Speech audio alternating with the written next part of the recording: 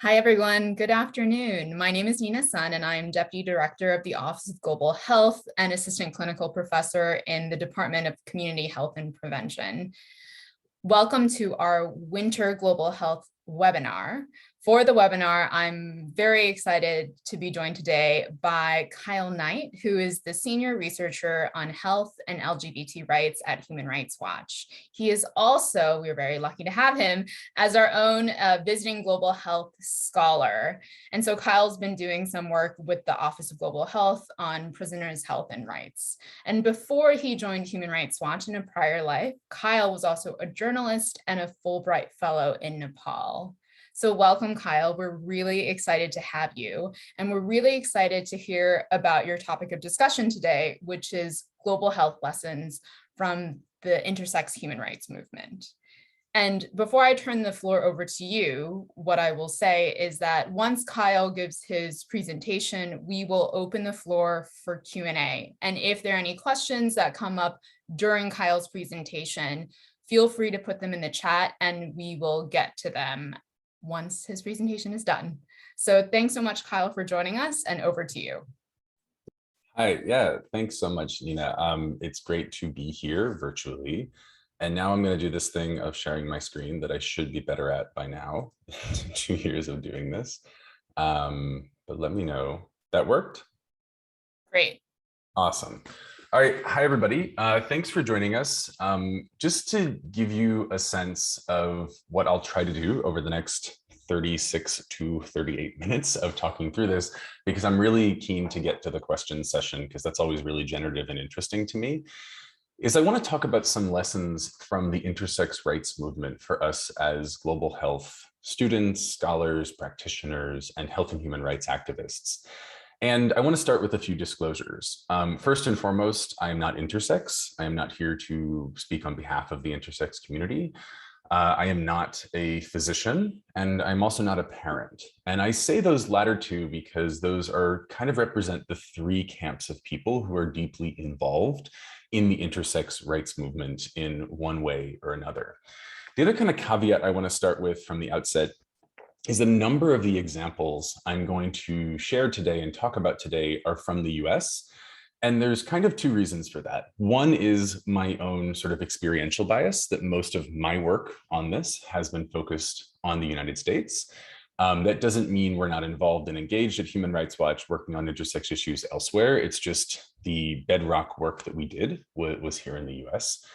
But that leads me into the second reason, which is also the reason we focused on the US, is that the human rights violations that the intersex movement has been pushing back on for over 30 years now really began in the US and really are rooted in some cultural and legal issues that we have here and have been very successfully exported to other parts of the world.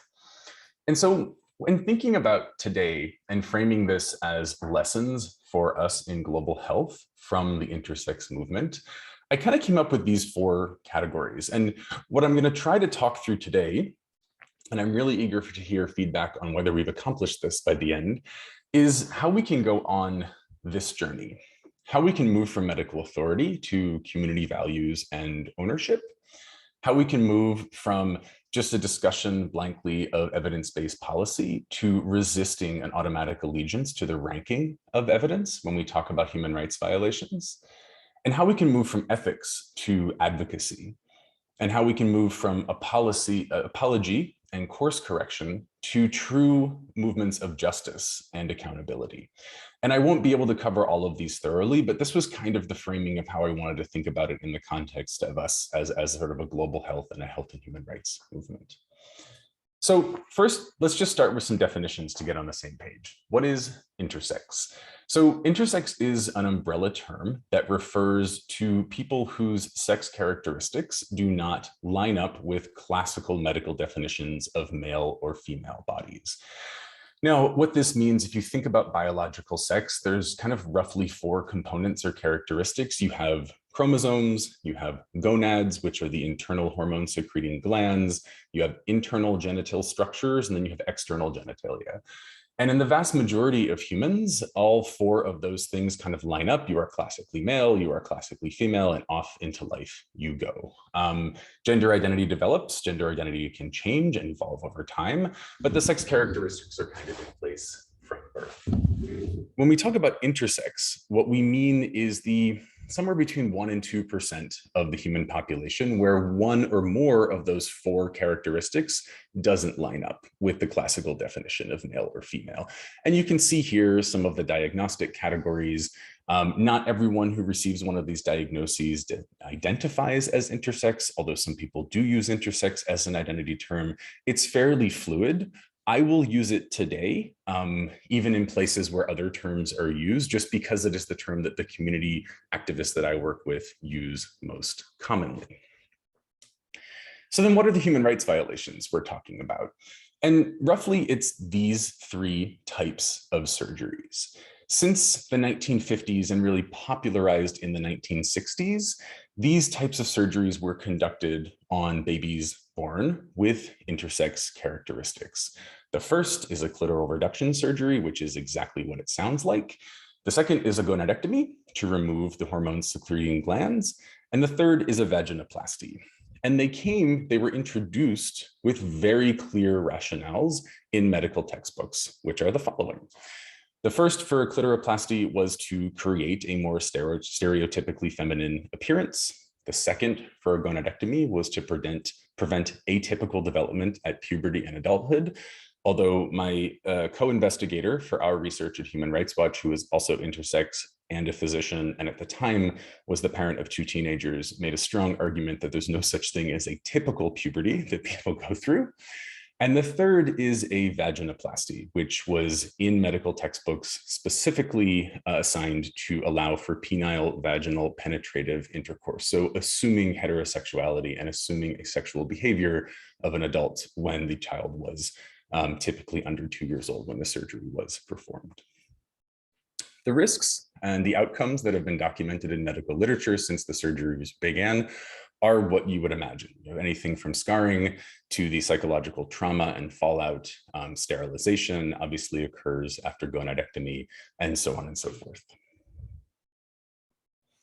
And so this leads us to the position that Human Rights Watch took through our research and through our analysis under international human rights law. You'll see here it's Human Rights Watch and Interact. Interact is an organization here in the United States that works on intersex youth advocacy, and we partnered with them on everything we do on this issue, at least in our domestic advocacy. And our position is that we want to end the surgical procedures that seek to alter these bodies, or in the older medical literature to quote unquote normalize these bodies when the children are too young to participate in the decision for the surgery, and these procedures carry a meaningful risk of harm and can be safely deferred. To be clear, what we're carving out here is the surgeries that are necessary. If a baby is born and there is a genital structure that doesn't allow urine to pass, that is a necessary surgery that needs to take place for the health of the child.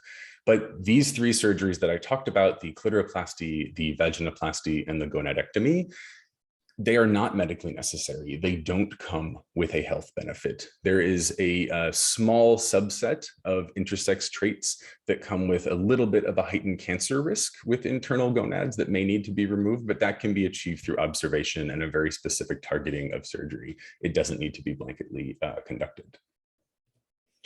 So then what's the controversy? As we'll learn, I'll go back through history in a second, but the contemporary controversy kind of looks like this. I'm using this just as one example, but as we've pursued policy, this is the pushback that we get. This is Dr. Hal Scherz. He is a pediatric urologist and a surgeon in Atlanta, and he hosts an AM radio show called The Doctor's Lounge, where he talks to other physicians about a range of medical issues. This is a transcript of an episode where he talked about what he thought me and my peers in the intersex movement were trying to do. He believed that we were trying to achieve our goal of increasing a community of people who have genital abnormalities.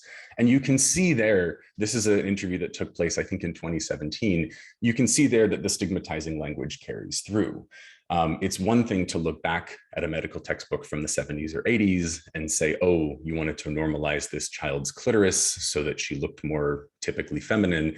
It's another thing altogether to fast forward 20, 25 years, and we still have physicians talking about genital abnormalities. Even though these are perfectly benign traits, they're just bodies with people who are born a little bit different. Now, next, I want to introduce you to Pigeon Pogonis, and I apologize for the freeze frame here. That's entirely my fault for making a bad edit. But this is a short clip explaining where the intersex community comes from and where intersex activism comes from. So here is a clip of Pigeon. It takes about a minute. And just to understand what Pigeon went through, all three of those surgeries were performed on them before they were old enough to consent to them. They underwent a clitoroplasty, they underwent a gonadectomy, and they underwent a vaginoplasty without their consent. And here's their description of what this means. I can imagine that I would love to have my intersex body still intact. Sure, when I was young and in junior high, I might have thought, oh, my clit's a little big, that's weird. I don't even know if I would have thought that because I didn't see other people's clits actually, come to think of it. So, but maybe one day I would have been like, my clit's a little big, that's weird. Because all of us have that about our noses, our ears, our eyes, our whatever. Something's too big, something's too small. But guess what? I would have got over it. Just like everything else, like people got to get over it. Maybe they don't. Maybe they get a nose job. Maybe I would have chose to get a clit job if those exist. But I would have been able to have the choice and the autonomy in those decisions to get through them. But right now, I sit here, robbed of those decisions, robbed of those body parts, and I don't have any choices.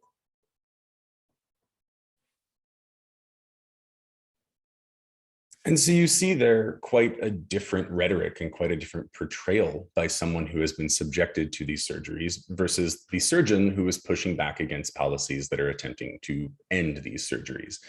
But let's go back in history and talk a little bit about this default to surgery paradigm, which, like I said, part of the reason we're focusing on the US in my talk today and a lot of the work we've done is it really began here in the United States.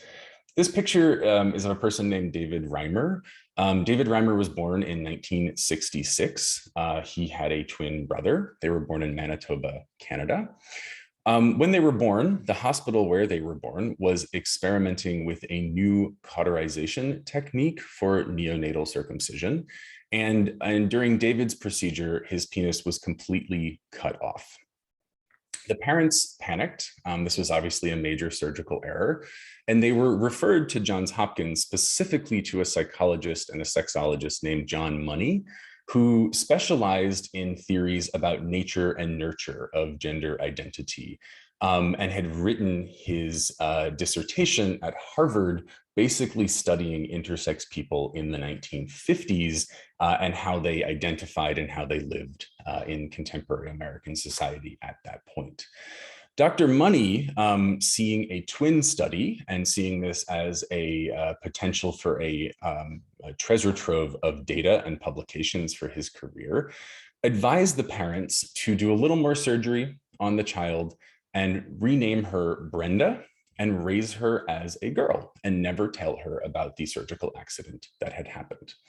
This became known in medical literature very quickly because Dr. Money published very aggressively as the John Joan case. The parents followed the advice. Dr. Money put out many publications following it and declaring it a success.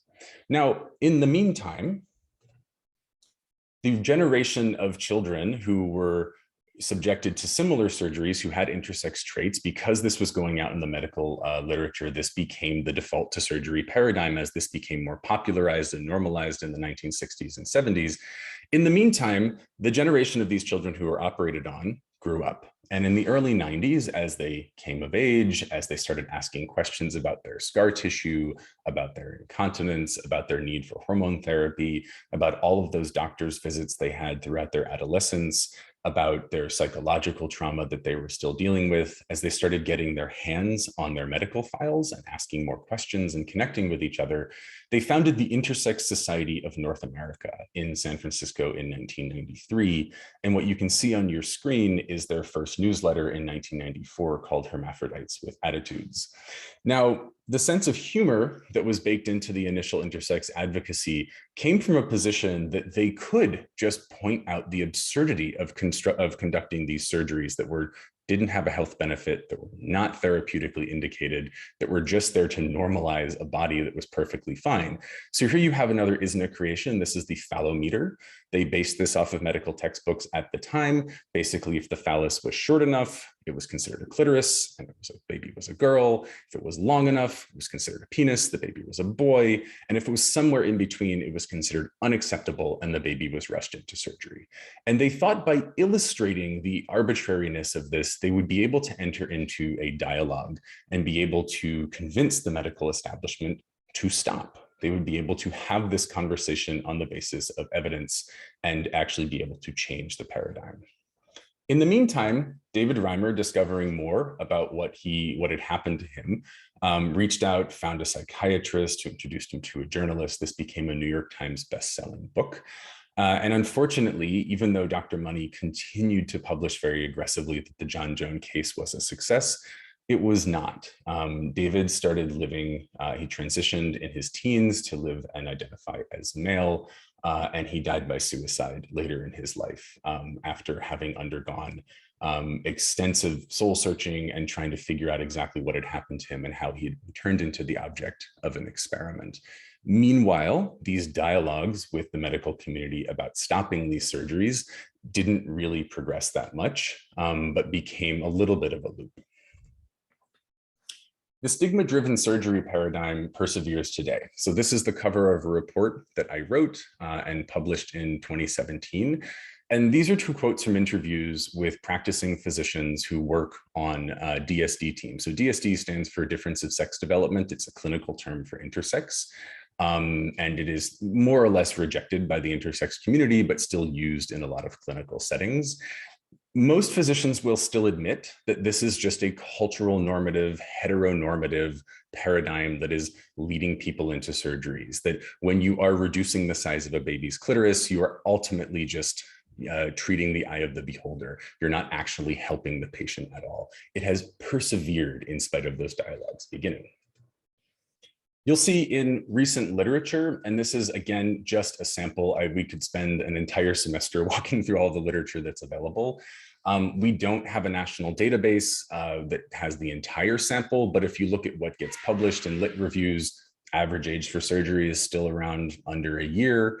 Out of 37, 35 ended up having surgery. Out of 26, 25 ended up having surgery. It's still incredibly common when these cases make it in. And then you see a new batch of literature, and this is an NIH-funded multi-site study where they're measuring surgeon and parental distress and how that corresponds to decisions to do surgery. And to me, this is really revealing because you have parents who have mixed reactions to the child's genitals and the appearance. You have 100% of surgeons who are dissatisfied with the natural status of the genitals, and 95% of the children end up having surgery. So you're starting to see these power relations emerge even in medical literature that is just over and over again explaining that the surgical paradigm is not shifting because surgeons don't want to.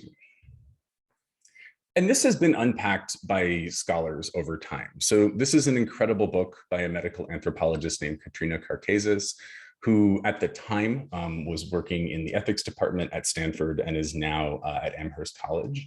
And what she describes here is that as ISNA and some of the other activists started coming forward and having dialogues over the phallometer and the negative outcomes they were having, and as more and more medical literature came out showing a 40% vaginal stenosis rate after surgery when the surgery wasn't even necessary to begin with, what surgeons did to deflect it had an impact in that moment and going forward, because they basically said, well, this is a technical issue.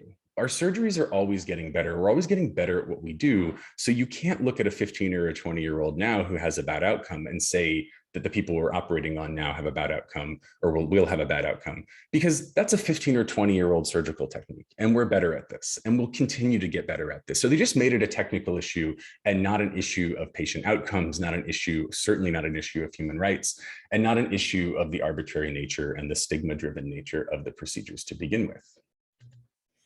And you saw this repeat out in research that was performed in other disciplines. So this article is a critique in an ethics journal of a study that gets trotted out pretty frequently. And this is including something that's been brought up to counter the human rights claims that I've made. And the study basically shows off of a survey of people who were operated on when they were quite young, that 90% of the respondents of the survey say they would prefer to have had surgery very early than to have it right now, sort of to be left intact into adulthood and then be operated on. Until you read it closely, that seems like a pretty compelling piece of evidence. But then when you look at what the survey instrument had to offer, they were never given the option to indicate that they didn't want surgery at all.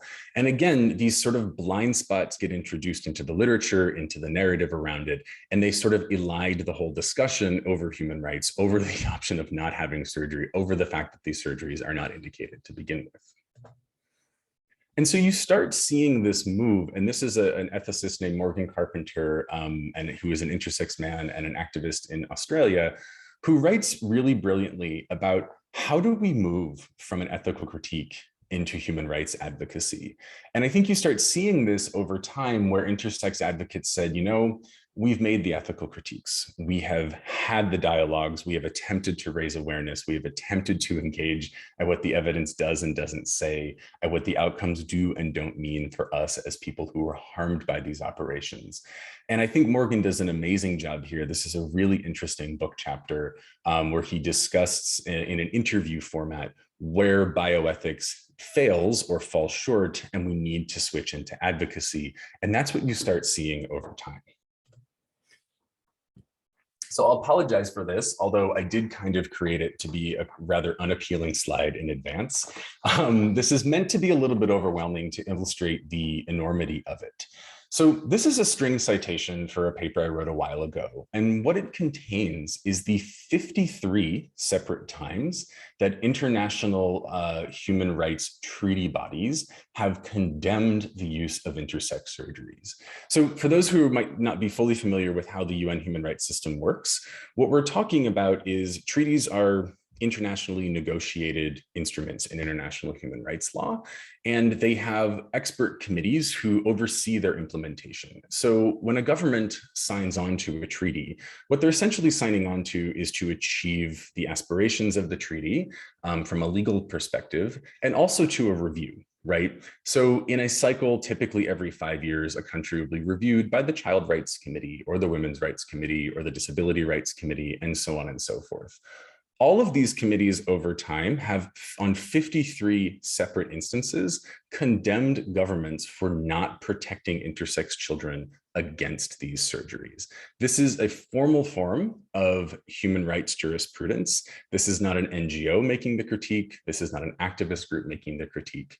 And a really important thing to notice here, if you squint, you can probably see the geographic diversity. There are countries that are being condemned from every single region of the world. And these 53 condemnations have come only in the last 10 years. So it has been an incredible upswing in human rights attention to it, and activists from all over the world are speaking out against this surgical paradigm that has effectively been exported everywhere industrialized medicine exists.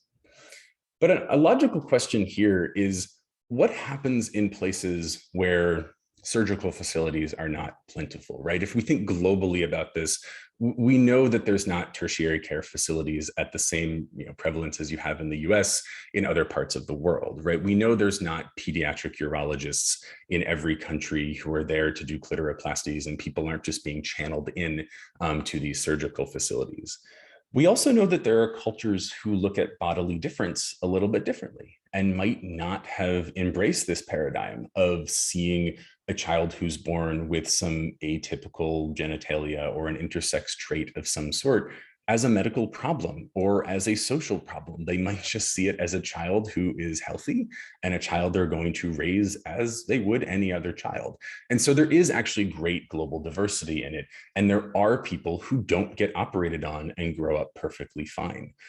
That said, and this is where I think the human rights arguments come back, and this becomes a really important global health and human rights issue, the same issues come up. So you might recognize this person. This is Caster Semenya. She is a South African middle distance runner, and she is undoubtedly one of the best athletes in the world.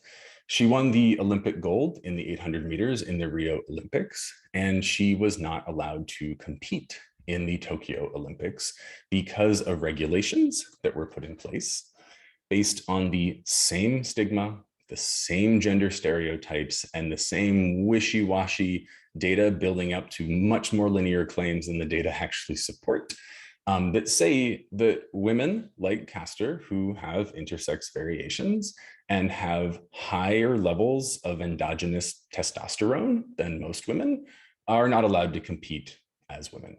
Now, this, to be clear, is even though there is not a linear causal relationship between natural testosterone levels and athletic performance, it is much more complicated than that, and there are many more factors.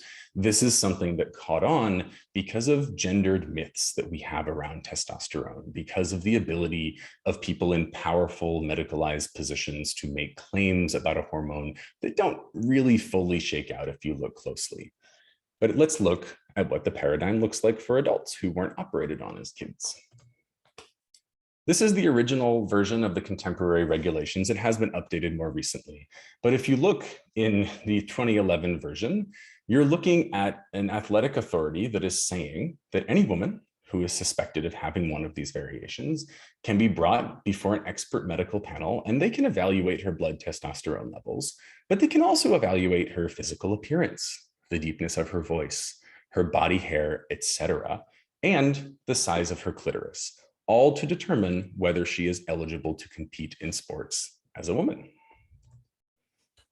It came out in 2018 that, again, after some really assiduous work by biologists and geneticists and medical ethicists who are pushing this through commentary pieces and papers critiquing the data, something that many people have known for a while, that the data interpretation that said there was a linear relationship between higher levels of testosterone and athletic performance was not actually quite that linear, not actually quite that causal, and yet the paradigm remains in place. And meanwhile, you see the same thing happen here, right? This is a paper that came out in 2013 without the permission of the 4 people who were under study. These are 4 women of color from the global south, from rural areas, who were successful runners and were told that in order to continue competing in sport, because they had 5-alpha reductase deficiency, which is an intersex condition, and they had higher than 5 or 10 nanomoles per liter of circulating blood testosterone, they had to undergo a gonadectomy to surgically reduce their testosterone. And then you'll also see at the bottom that they proposed a clitoral surgery and a vaginoplasty to feminize them as well. So the same stigma carries over into adulthood, and the same ethical critique got fired back. So here you have it again. You have this, the co-authors on here feature an intersex sociologist who has been following these issues for years, a lawyer who's been working on intersex issues, a geneticist, and a few other folks who work in science and medicine. But looking at and foregrounding these issues of consent, how can you possibly say that these people were consenting to these procedures, not to mention that they were offered procedures on the basis of sex and gender stereotypes that had absolutely no relationship with the goal here, which was to sort of control their testosterone levels, to bring them within a limitation that the sports authorities put them on. Again, looking at the same process and where human rights become really important, this started getting taken up by the UN Human Rights System. This is a letter from the Special Rapporteur on Health, the Special Rapporteur on Torture, and the Working Group on Discrimination Against Women. I'm going to breeze through these. I know it's a lot of text on screen, but I'm more than happy to share these. I just want to sort of make the overall point. It became a Human Rights Council resolution, which is sort of another notch higher in the human rights system, and they started enumerating all of the different human rights that could be implicated by these. And that triggered an official report from the UN Human Rights Office, from the High Commissioner on Human Rights, that considered all of the evidence across disciplines, that considered the experiences of women who had been ruled ineligible, that considered all of the human rights implications, and came out critiquing not only the gendered elements of this, but the racial elements of this. looking at the fact that all of the women who are currently ruled ineligible, who have these traits, who have these testosterone levels, currently come from Africa and Asia. And this is not impacting people evenly across geographies. Now, if you think about surgical patterns, that can kind of make sense. A lot of surgeries happening in the global north, maybe not happening quite at the same level in the global south, but it still has a racial or a racist impact that is absolutely running afoul of human rights standards and protections. Then you had more and more athletes speaking out, much like we saw with the intersex movement around the infant surgeries. You had athletes who would stand up and say, I'm perfectly healthy.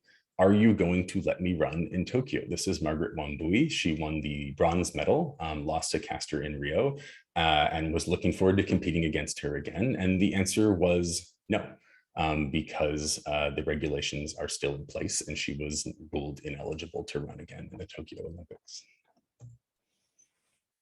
And I go back to Morgan Carpenter's work here, in part because it's informed a lot of my thinking about this, but also in part because I think it ties together where the human rights analysis becomes really, really critical. And he asks, if the only routes to social approval for people with intersex variations, and in this case, he's talking about babies up to adults, are ones that involve medical intervention, how can we or our parents ever be said to freely give consent or treatment? That you live in this sort of pervasive environment of coercion when you are told that you are not going to be accepted as who you are, you're not going to be able to pursue your profession, you're not going to be able to do this, you're not going to be able to do that, you're not going to be considered a man, you're not going to be considered a woman, whatever these things are, without undergoing these unnecessary medical interventions that, if anything, will have a negative impact on your health, then how can you possibly say that this is free and informed consent to this type of treatment? And I think this asks a really important question. So coming back to sort of the theme of today, what can we as global health practitioners do? What are our takeaways from this? And I'm going to walk through some examples after this. So these are sort of my recommendations that typically I would put them at the end, but I want to frame out sort of the next 5 minutes of the slides so we can talk about the examples that I think we already have. We come at this enriched as global health actors, but I think we can also take lessons for how the intersex movement has pushed these issues and has achieved some real change. So the first is, I would say we need to avoid discounting claims and narratives just because they challenge institutional norms.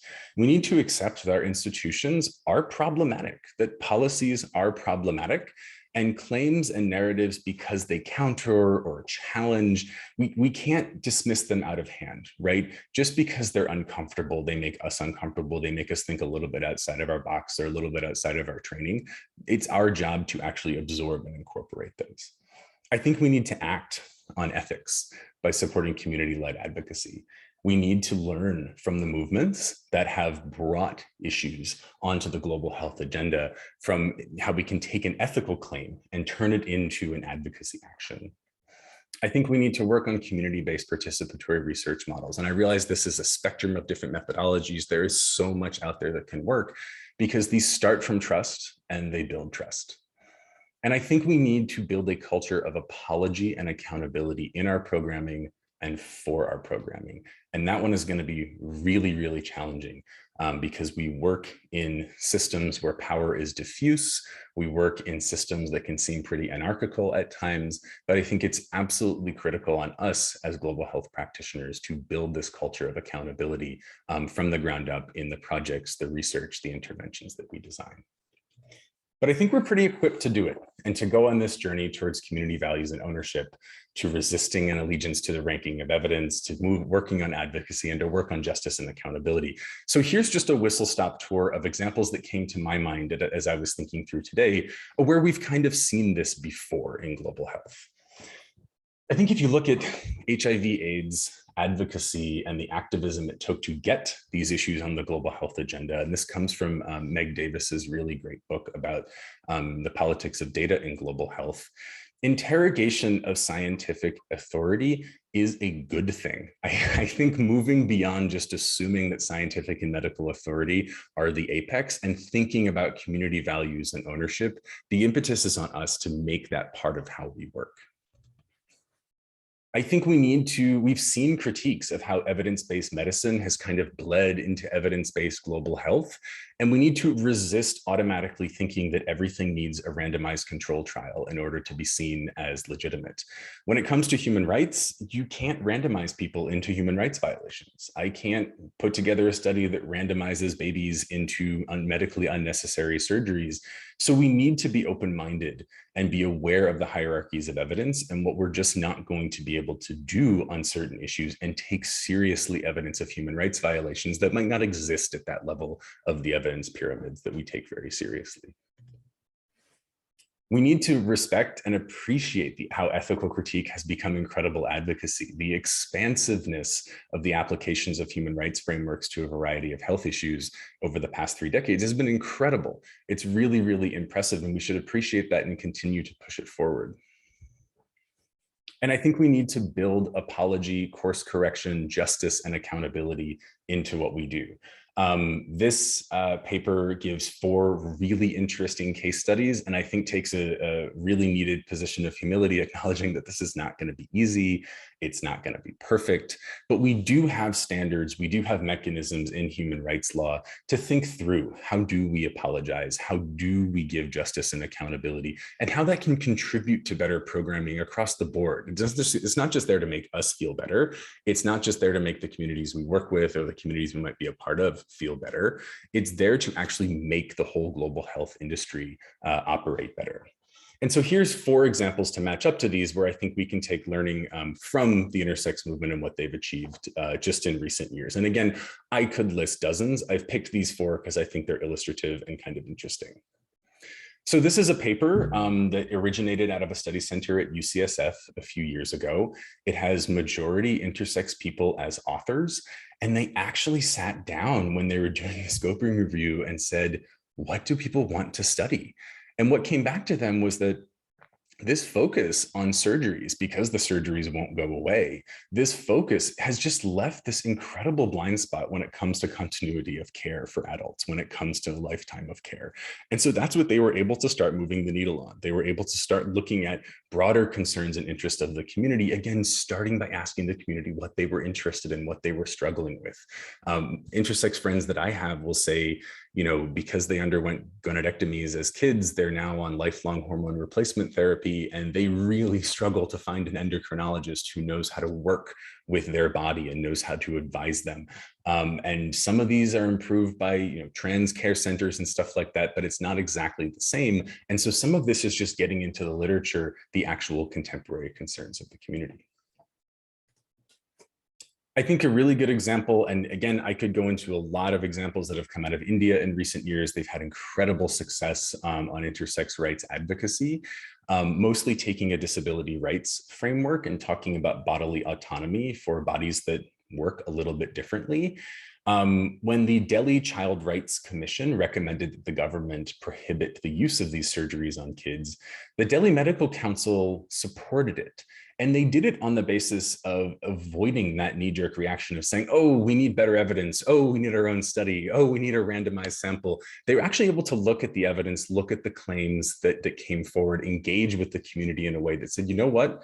We're actually just going to come to this point of supporting you on the basis of quite a bit of evidence that is already available, and not go into this automatic discussion about we need better standards of evidence, we need better studies, we need to do our own things because we are the medical authority on this. Apology and course correction in recent years, there's been some incredibly inspiring moments.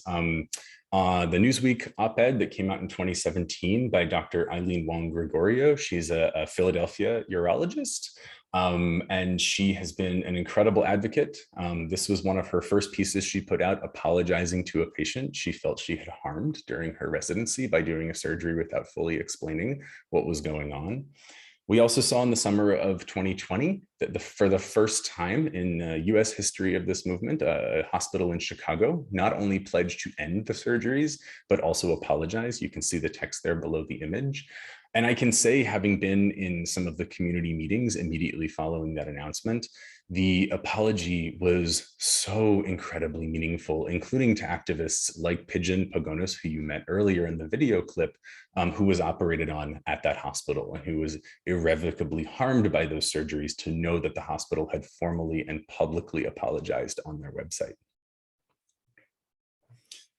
So going back again to Morgan's work, which as you can tell has just really inspired a lot of my thinking about this, he gave an interview to the Sydney University Health Ethics podcast recently, where he talks about how the human rights system sort of followed World War II because of a moral and ethical failure at a political level, and how medicine had been a participant in many of those failures. And I think we're all familiar with some of that history. And I thought it was a really, really compelling point, and something I wanted to end on with a little bit of a twist, because I want to emphasize that the takeaway from today is not sort of anti-medicine. It's not sort of anti-RCT. I'm not trying to sit here and say that we should abandon all of these structures and institutions that exist, but I'm more taking the position from a human rights advocacy perspective of what Dr. Catherine Dalk writes here in this incredible op-ed. So Dr. Dalk is a professor of psychiatry at Penn State University. And she writes as a physician, as an intersex woman, and as a parent. At the time she wrote this, she had one little kid, she now has two.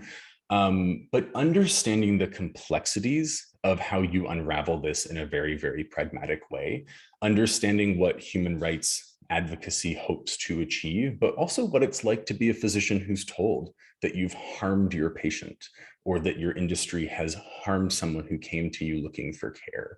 And I think that, to me, is the work that we can really learn from in the global health industry, to think critically, to think with modesty, and how to move the conversations that we have towards standards of accountability and dignity, and not get caught up on doing things the traditional way just because that's the ranking of evidence or the ideas that have been imbued into the global health system, but understanding that this is a process that we can go through, and that we have obligations to fulfill this for all kinds of marginalized groups that we work with or we might be a part of where we do our work. And so this is my final slide I wanted to end on, because I think Dr. Dalk really unpacks it in a really just incredible way. And through some of the advocacy meetings we've done together over the years, I've seen her explain this. I've seen her tell her own story, which is always evolving because she's seeing patients and raising kids and understanding what it means to live with these complexities. So I'm going to stop there.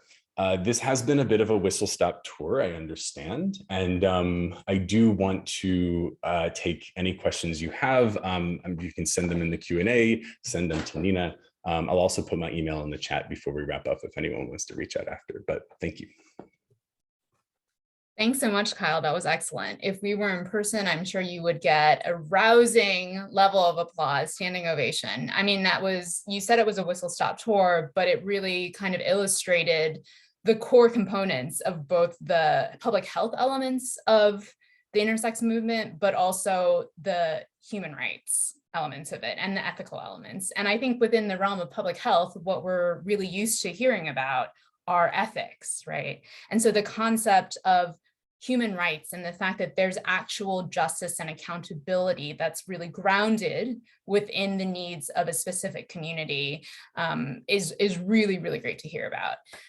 But I don't want to take too much more time, because I am sure that there's many questions that we have from our attendees. So we already have some questions in the Q&A, but what I'll ask for now is for folks who are on the webinar and they want to send in their questions, please feel free to do so. But I'm going to go through some of the questions that we have now.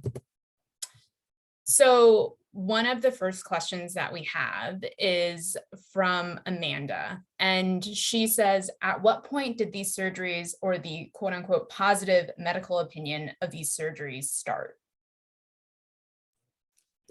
Yeah, good question. I mean, the surgeries were being conducted in the 50s. I think Dr. Money's influence was because at the time his idea was really progressive, right? This was the 60s in academic medicine, and he was saying, ooh, there's a deep nurture aspect to gender, which was a bit radical. I guess I would hesitate to actually label it as progressive now that I think about that. It was a bit radical for the field, right? And so I think what he did by so aggressively publishing on his twin study was really bake it into a system that was already quite patriarchal, a system that was already, just from a staffing perspective, dominated by men, primarily white men in the field of surgery, in the field of urology.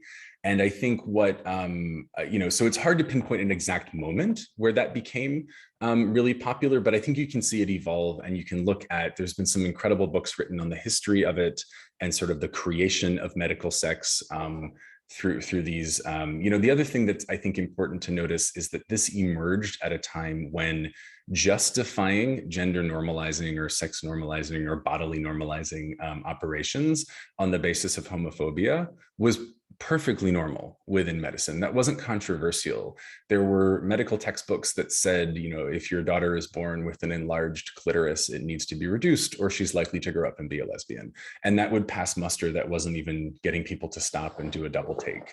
And so I think all of these confluences came together to popularize it. And so it's hard to pinpoint an exact moment, but it certainly had a quick uptick.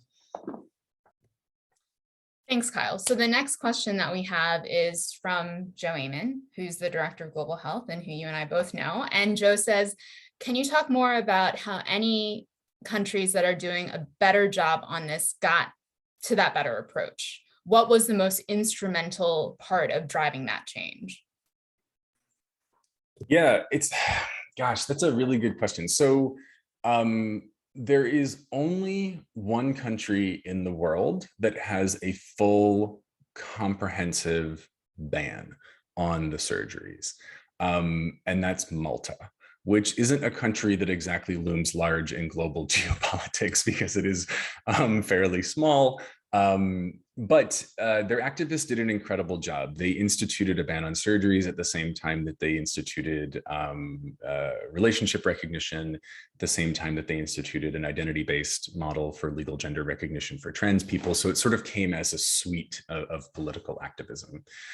I think there's been really, really incredible progress in India that has also followed the decriminalization of same-sex conduct and a lot of the progress they've had on legal gender recognition for trans people as well. The state of Tamil Nadu has fully banned the surgeries following a court case. And as you saw, the Delhi Child Rights Commission has some momentum there. I don't think that's actually happened. There's hints of laws moving through parliaments in Iceland. Portugal has sort of a vague but seen to be good law. I think things are moving in the right direction. I think one of the best things that has happened recently for us in the human rights space is this incredible report by the Australian Human Rights Commission that sort of outlines, it's not short, it's over 100 pages long, but outlines in a very elaborate way how you reconcile medicine, ethics, health outcomes, and human rights standards. And I think did it on the backs of, really long-term work that Morgan and others did. So what's different in these places? I don't know. We don't have a National Human Rights Commission in the US. It would be great to have one of those as a mechanism that could get us there. I think you're also talking about contexts where medicine is more regulated. The US sort of has a relatively hands-off approach on medical procedures. And so there's a lot of appeals to the American Medical Association domestically, even though, they're essentially a nonprofit agency that controls diagnostic codes and insurance billing. So it's not quite an official government entity. But I think that is one thing where you're going to see the rubber hit the road in the coming years in different places, is that it's going to depend on what the regulatory space looks like. The European Parliament has a resolution calling on all EU member states to ban the surgeries. And I think you're going to start seeing things shift there because the regulatory space is a little bit more attentive to procedure-based regulations. Great, thanks. So the next question that we have is from Aaron, who's a guest on our webinar today. And Aaron wants to refer back to the case that you were talking about with David and Dr. Money, and the concept that the surgery paradigm has been done to affirm stereotypical gender norms, essentially. And Aaron wonders, how much have you seen evidence of this gender affirmation and surgeries occurring after surgeries in other cases to attempt to conform to gender stereotypes or behaviors? Or was the case with David a more isolated event? I'm not sure. So is this in intersex cases? Is that what we mean? Sort of? Yes. intersex cases in terms of the gender, the surgery after the child is born. Sure. Yeah, I mean, that is still absolutely the main driver. And I think one of the interesting things that's happened in the US that I need to caveat this from the outset and say this has been incredibly painful for the intersex community, and especially for some activists who have been, essentially standing in public and talking about horrible things that have happened to them at intimate parts of their body for decades. But from an analytical perspective, what's kind of interesting to watch is as state by state legislation has come up, so California being the main flashpoint, but there have been bills in about 5 other states over the years. The debates that happen in the state senates mirror the same debates that were happening in the 90s and the early aughts behind the paywalls of medical journals. Like, there's nothing new that's coming out. And so you do kind of have this cast of characters that comes in to oppose regulations of the surgeries that talk about gender norms. In Connecticut, there was a debate where one of the diagnoses under the intersex umbrella is congenital adrenal hyperplasia, where the kids have XX chromosomes. And there's a whole advocacy group and people who will come in and say, these are real girls. They just need the surgery to look like real girls. And so they can be raised by real girls and not be treated like anything else. And that is said unabashedly as one of the arguments for it.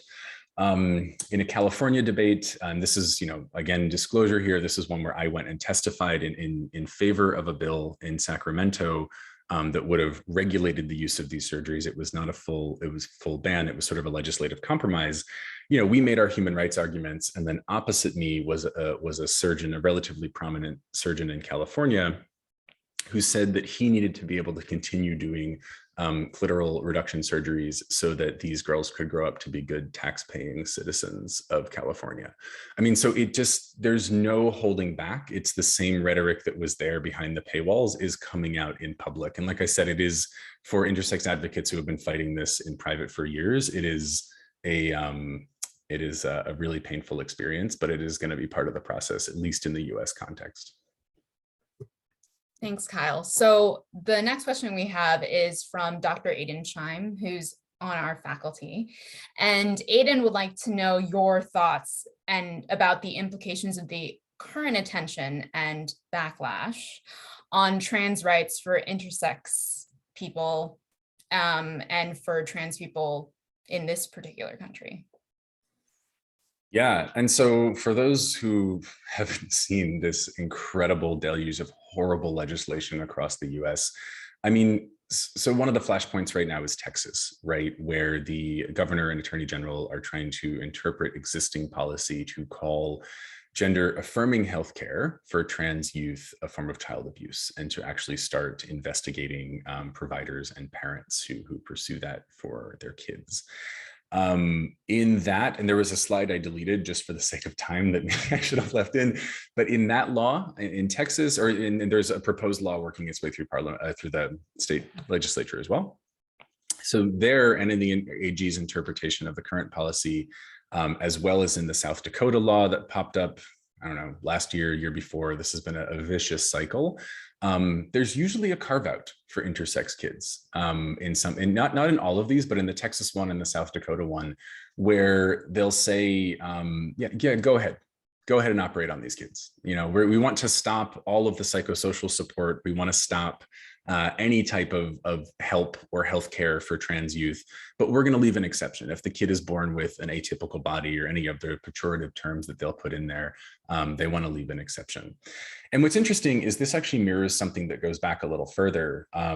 We have a federal criminal law in the US against female genital mutilation. And it's a very simple statute. It's about 200 words long that says you cannot cut the healthy clitoris of a child. That is the crime. When state authorities wanted to start enforcing it, they had to pass it through their own legislatures. And 2 states, Texas being one of them, built in intersex exceptions. They actually said you cannot cut the healthy clitoris of a child except when it is abnormal, or except when it is, whatever the terminology they use. That's the same law in Canada that's currently being challenged in court in Ontario, because there are intersex exceptions built into a lot of these things. And so I think it comes from a same vicious, horrible, patriarchal, racist politics. But it's interesting, they treat the populations distinctly, in part because the surgeons sit them down and say, you have to build in this exception so that we can continue our industry of doing these operations. Thanks, Kyle. So I'm going to actually take my liberty as moderator to actually ask you a question, because I've been holding back this entire time, really wanting to create space for the participants. But I'm just curious. So you kind of referenced a couple other countries that might have been doing well in some components of intersex rights as compared to the US, right? And I'm curious to hear from your perspective. In your presentation, you talked about working with communities as a core part of the work that you have done, and also about the concept of really honing in on community-based participatory research. So my question for you is, what's your analysis of the robustness or willingness of trans people, intersex people in different countries to actually engage and speak out about their issues, given that this idea of very traditional conservative gender norms and stereotypes is much stronger in a lot of other countries and cultures as well? So are you seeing trends across civil society? Are you seeing people becoming more engaged globally? Yeah, I mean, there's certainly, you know, an incredible uptick in interest in actually pushing back against these norms. So let me answer this kind of in two ways. On the intersex work that we did, when we started and reached out to groups that we wanted to work with as Human Rights Watch, when Interact approached us, the first thing they did was they sent us their research policy, which said that we don't participate in research or give access to our network of people for data collection unless an intersex person is part of the leadership, is at least a co-PI essentially on the project. And this comes out of a history of being either directly harmed by research as a community or by being left out, right? And you sort of saw that as we walked through the ethical critiques of how this infinite loop of making surgery a technicality and not talking about, you know, patients as people has created a lot of sort of epistemic harm historically on how the research has been built. And so we did exactly that.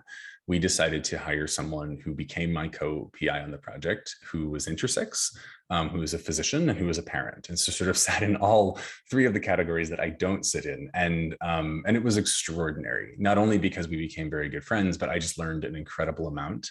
And the signal of trust that we took that seriously from the outset made an enormous difference. And I think, you know, I've been in conferences on other continents where I've been approached and they said, you know, we really want, like intersex activists in Prague knew that that's how we had done it. They said, we really want to thank you for taking that. And it's not really particularly prominent on our website or something, but it is sort of the reputation that is gained, which feels really good. It feels like it was the right thing to do for many reasons, but I think it has that trust building impact, which is great.